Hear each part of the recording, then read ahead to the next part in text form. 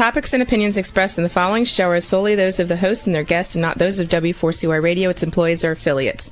We make no recommendations or endorsements for radio show programs, services, or products mentioned on air or on our web. No liability, explicit or implied, shall be extended to W4CY Radio or its employees or affiliates. Any questions or comments should be directed to those show hosts. Thank you for choosing W4CY Radio.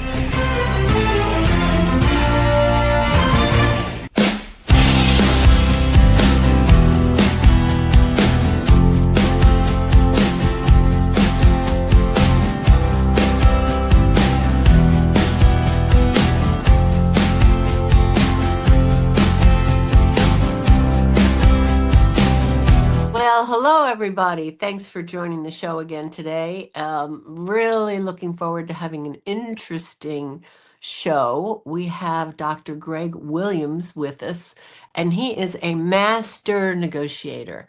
And Dr. Williams has spoken all over the world, done TED Talks, is able to help people understand human body behavior, look at what that means in terms of negotiation practices. And I mean, he's just an insightful individual. He's also a member of the Marshall Goldsmith 100 Coaches, a very prestigious group of which I also am a part. And actually, that's how we know each other. I'm not going to belabor the fact here very much and just get right into our discussion with Dr. Greg Williams. Greg, thanks so much for joining me. Okay. Well, I can go all the way back to when I was 4 years old. Because but you don't want me to go back that far, I'm sure. No, I don't think so. No. Yeah, exactly. Well, you're a good guy. You're a big guy. You probably had to negotiate your way through a lot of different things. Well, I did. And I'll tell you a brief story when I was 4. When I was 4, I was allowed to shine shoes. My parents allowed me to shine shoes at the corner bar, which was about 3 or 4 doors away from our home. And I used to observe how I interacted with people at 4 years old, not Wow. understanding that I was negotiating, but I also was observing body language signals that would allow me to readjust my pitch. Shoe shine, sir? Shoe shine, sir?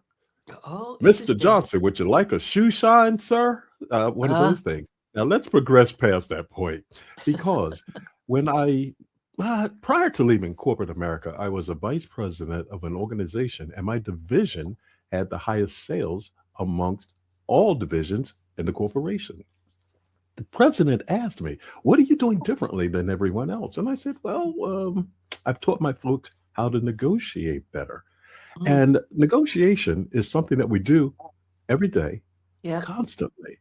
And the way I started practicing more or acquiring more skills about the negotiation process is observing what worked, what didn't work. And then as I grew deeper into my negotiation expertise, I read all kinds of books. Again, I started speaking throughout the world about the negotiation process and attended institutions whereby I was able to enhance my negotiation skills.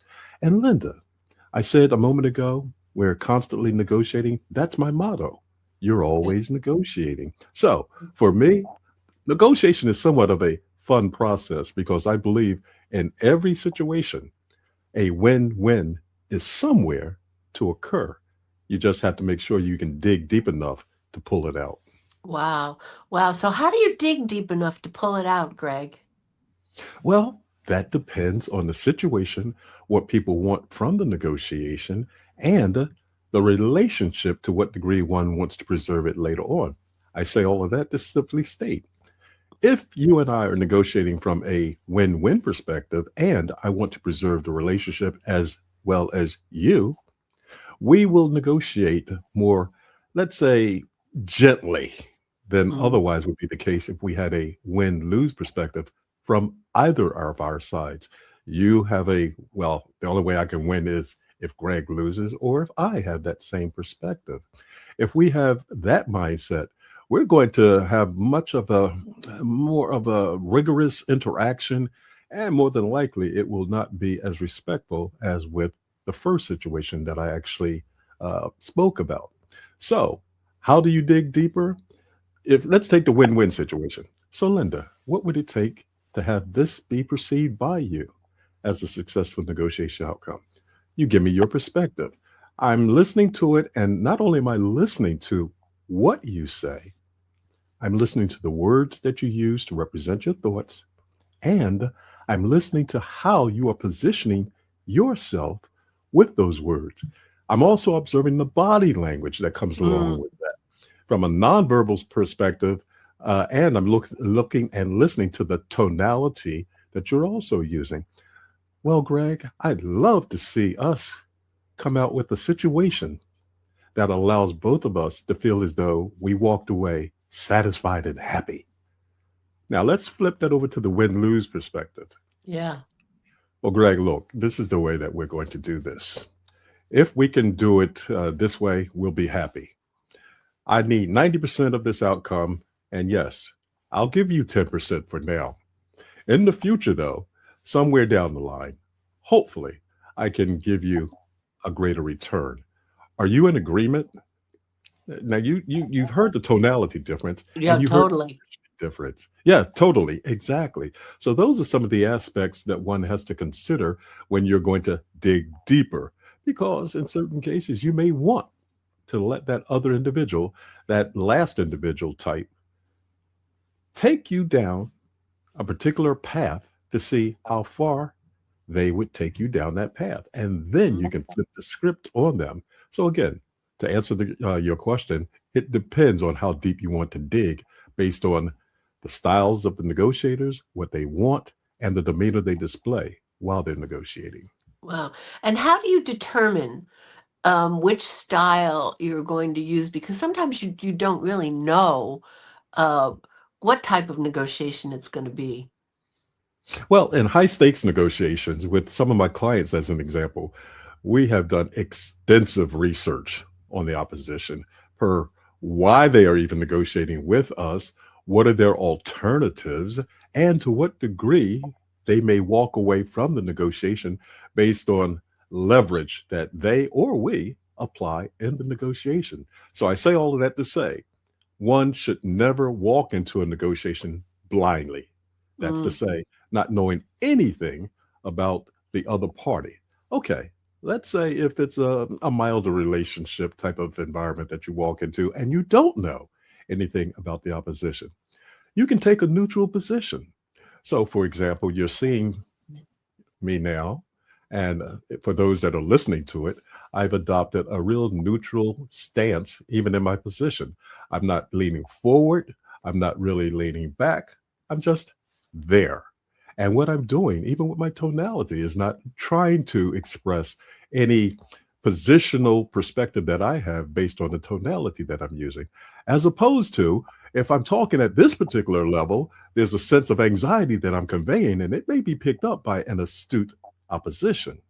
Or if I'm talking with this tonality, it also casts a different perspective of saying, well, he sounds like someone of authority. So there's a positioning perspective that even if you don't know that individual, you can position yourself such that you allow them to let you know more about them. So I would ask you questions. So Linda, how are you doing today? And you would give me some response. Again, I'm gauging based even on your response. And again, word choice along with your nonverbal displays, what your demeanor is. Yeah. Then I'm listening intently to how you position yourself, because in so doing, you're telling me through verbal and nonverbal conveyance exactly how you feel, what you want, and how far you're willing to go. And I may then turn around and ask probing questions. You know, I appreciate the fact that you're negotiating with me. Why did you choose to do so? So Yeah, I'm going that's to great. ask you as many questions as I possibly can. And just as a sidebar, the person asking questions in a negotiation, to the degree that they're getting answers, is leading the negotiation. Why? Because they're gathering more information from which to position, reposition, reposition, reposition themselves. Yeah. And they're controlling the conversation. Definitely so. Exactly. They are controlling the conversation. Linda, again, as an aside, I was speaking at some event and I had You were a just in woman come forward. Lithuania, weren't you? Yes, I was just in Yeah. Lithuania, but well, that was a different story that I was about to tell. Well, tell the Um, story you were about to tell.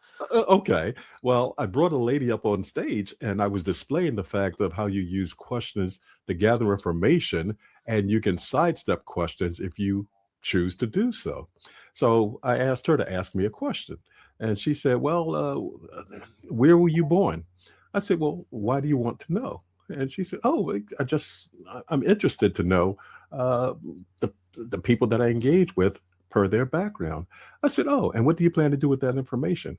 And she said, "Well, I'm not exactly sure." And I said, "Well, if you were sure," and again, the point was in that situation, answering questions with a question to control the flow of the negotiation. And finally, she said, "You're not answering any of my questions." And I said, "Is that bothering you?" And of course, the audience laughed because they realized, again, I still wasn't answering Yeah, the question. But right. that's how you use questions to actually control a negotiation.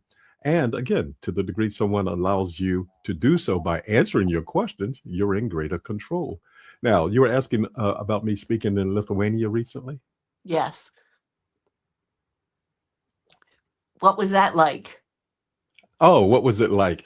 Yeah. Very interesting from the perspective of there's a cultural difference from the mannerisms displayed, which is a good topic that we can discuss right Yeah, I'd now. like to discuss that. The cultural difference from which body language is displayed, even to what degree people are willing to interact with you, how far apart they're willing to stand to display comfort, or when they are not comfortable, et cetera, et cetera, et cetera, and even the pace of speech. So, in that case, when I spoke to a live audience, and there were about 1,000 people in the audience, one of the things I did prior to speaking was walk around the auditorium speaking to several different groups of people just to get them warmed up with me. Hmm.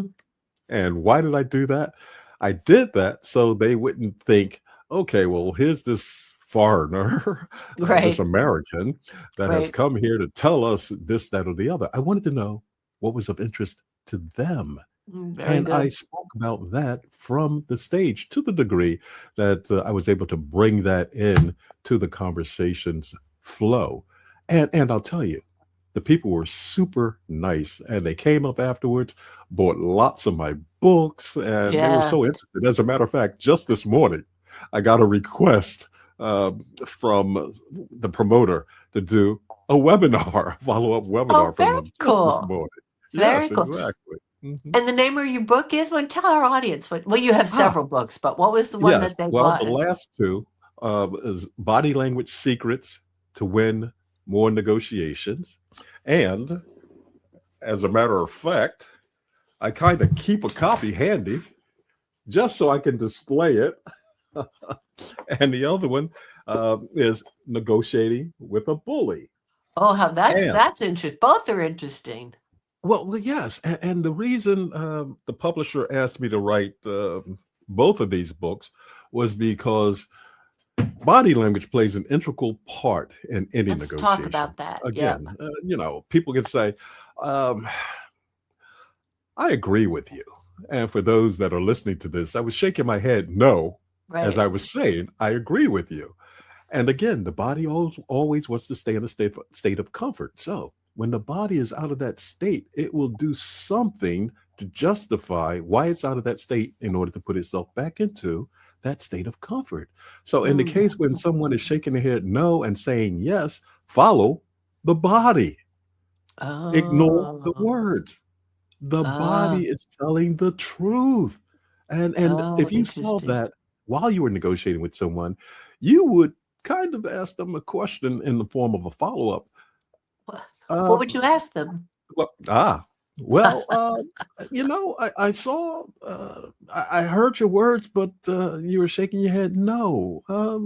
Can you explain the difference? That's one way to do it.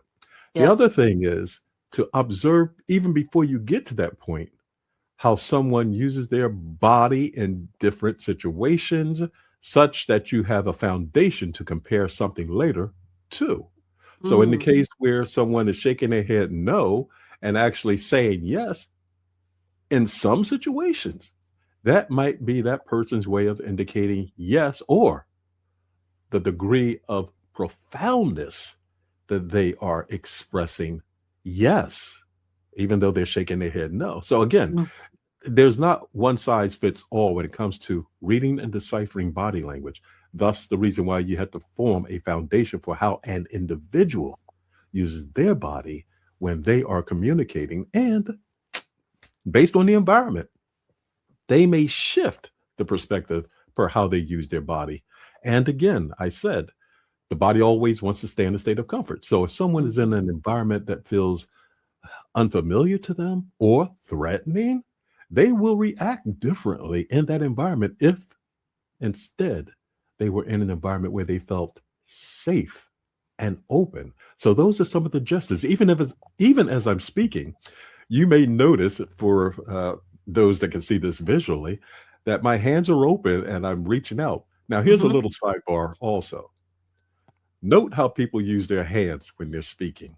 Mhm. I If do, yeah. you're always speaking using gestures because it helps your brain to formulate the thoughts that you have, number one.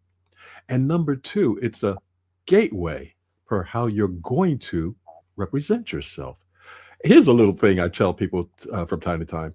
Sit on your hands and try to speak without using your hands for 90 seconds or so about something, and try not to Impossible. think about the fact that you're not using your hands. I did it recently Yeah. with an audience, and one lady was able to last for maybe 7 seconds, and that was Yeah. it. And she just naturally started using her hands.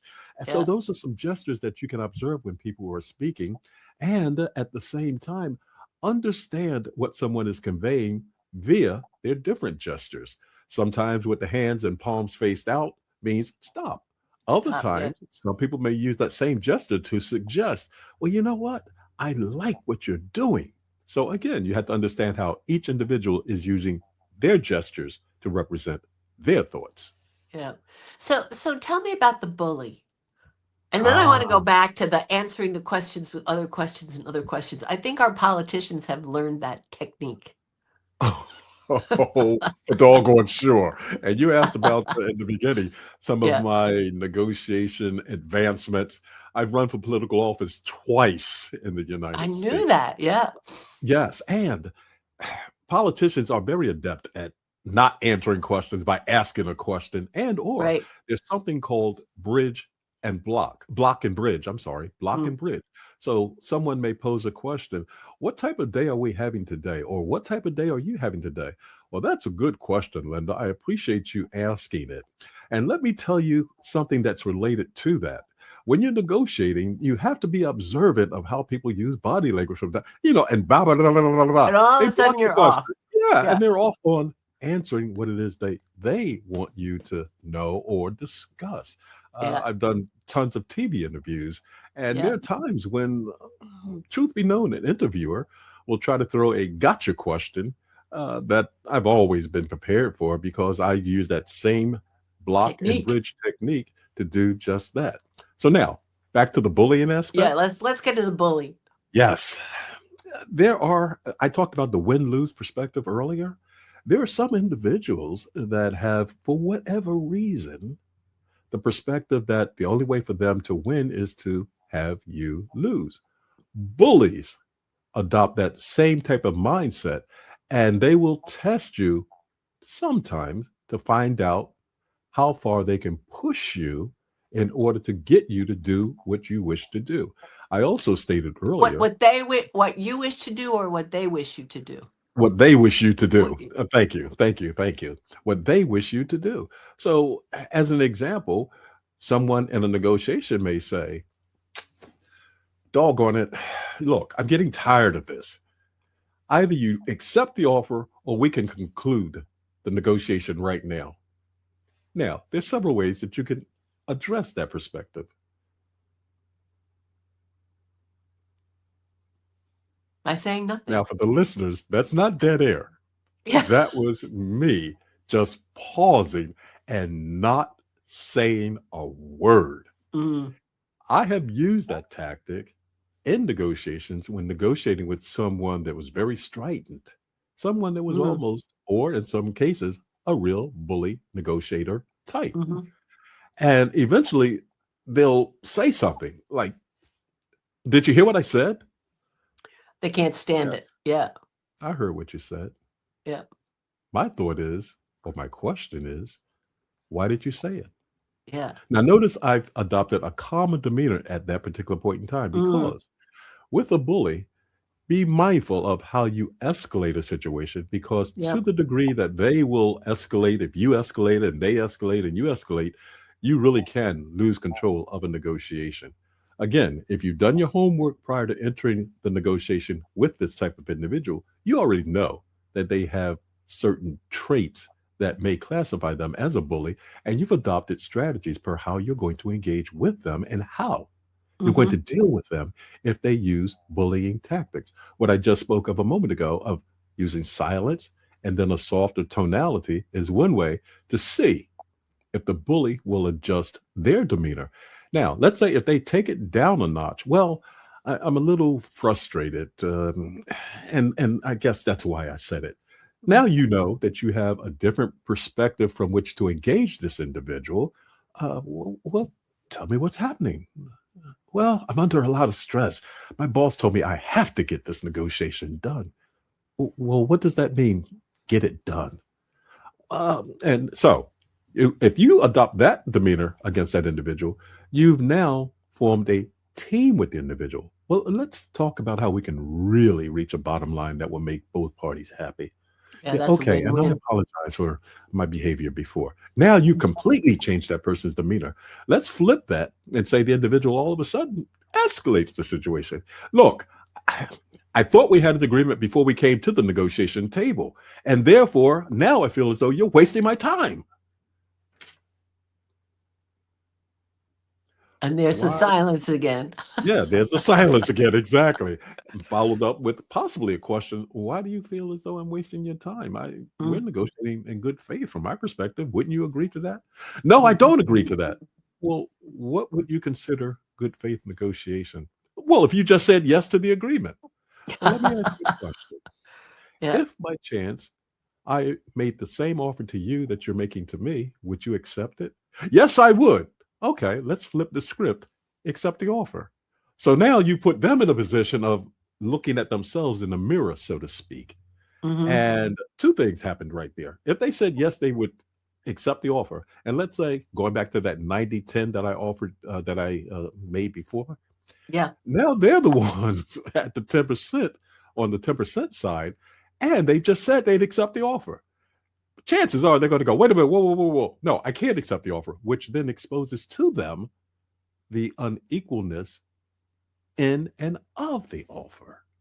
And Oh, that's another way interesting. to bring them back to a rational state of mind. Wow. Very interesting. Do you use any of this, Greg, in school bullying? I mean, have anybody brought you in to do that?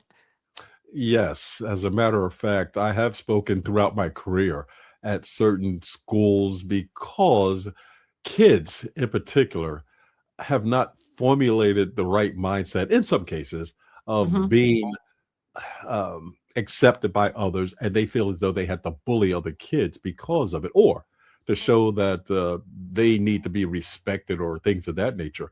As a matter of fact, I talked about when I was a kid growing up in actually in Philadelphia at 4 years old. As a kid growing up in Philadelphia, it was a very, let's say, challenging environment at times because My the husband was environment. from South Philly, Greg. So I'm I know sorry. what you're. I said my Ah, husband was from South Philly, and I okay. know that I know the situation. Yeah, exactly. And in my neighborhood, at times, if someone stepped on another individual's toe or foot by mistake Mm, and did not say, excuse me, and or say excuse me in the right manner with the right demeanor, bam, you were punched just like wow. that. That was the environment. And it Yep. was somewhat tough. So I talk to kids about understanding the reaction of their actions. And what do I mean by that? Or I should say, the actions that will come forth as the result of their actions. And I speak to them about before you act, think. And that's the message that I convey to them. Before you act, Yeah. think. What's going to happen if I do this? Because sad to say, I've seen kids really hurt Mm, badly as a result when I was a kid growing up and even afterwards because they did not act appropriately, yeah, whatever that was for the particular environment. And I tell them a bully is trying to seek attention. That's what they right. really want. And when you're dealing with a bully at times, there are ways to use leverage in order to make the bully change their perspective. Mm, interesting. Very interesting. So, what, as we're coming to the close of this show, what three things would you say to people are the most important things to keep in mind when they're in a negotiating environment? And as you say, almost everything you do is a negotiation at some form or fashion. Well, three things: be very observant of Mm, body language and nonverbal cues that people emit when they're communicating with you. Someone leaning in and using a soft tonality is displaying interest. Someone leaning in and displaying a harsher demeanor, it's most likely trying to threaten you or to get you to do something that you otherwise would not want to do. hmm Using the same gestures, if someone is leaning back, they could be conveying the fact that they're not interested. If they look away momentarily, they may literally be processing information. Those are just quick things to observe when you're negotiating. Observe people's hands also. So, again, the body language aspect is something that I always suggest people pay attention to when they're communicating with people. Number two, pay attention to the words that people use to Mm, represent their thoughts. It's a nice day has a different connotation than the sky is blue and sunny. Okay, mhm. you say, that's minute. Yes, it Yeah. is, but it represents a minute difference of thought process of the person that's actually conveying such sentiments. Number three, I'll say it again and again and again. Remember that you are always negotiating, even if you're interacting with someone at a level where you're saying, good morning. Mm. You are conveying your feelings to that individual, and that individual is getting a perception, a perspective of who and what you are. Good morning says something Mhm. different than good morning. And Mhm. people, Hey, again, you're y'all. always gathering data. Yeah, yeah. Hi, Yeah. y'all. Hey, Ah, y'all. there you go. There you go. The cultural difference, Mhm. also, and boy, oh boy, if we had more time, Linda, we could really delve into the cultural difference and how to mirror someone to the degree that you really wish to connect with them Oh, versus interesting. not. Well, we're going to have a part two, Greg, of this. We're going to have a Okay. part two. And I'm just going to make a quick comment. Even neighbors can have pretty nasty negotiations. I just had one with my neighbor over a property line dispute, and so it's like, oh well. So what do I do? I'm getting a surveyor and a lawyer, and we'll see where it goes from there. Okay. Exactly. But Exactly. it's people get their backs up. It's crazy. So, Greg, how do people get a hold of you? How do they get you into their organizations? Because all organizations are loaded with levels and degrees of negotiation, and companies that waste time in win-lose negotiations generally lose overall. So, how do they get a hold of you? They can reach me via email at Greg, that's GREG, at master, MASTER, negotiator, NEGOTIATOR.com. They can also go to my website, which is www.themasternegotiator.com. Oh, that's terrific. Well, thank you so much for being on the show. I really appreciate it. I learned a lot from it, and I'm sure that my listeners did too. And we will do a part two. Sounds good. Linda, once again, thank you for two things. Number one, for inviting me to the show, and also for being a caring, giving person that's always willing to extend help to others throughout the world.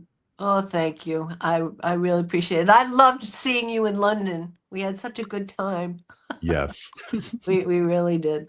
Anyway, thanks a whole bunch, Greg. And to my listeners, thank you all for listening and tune in next week for the next show.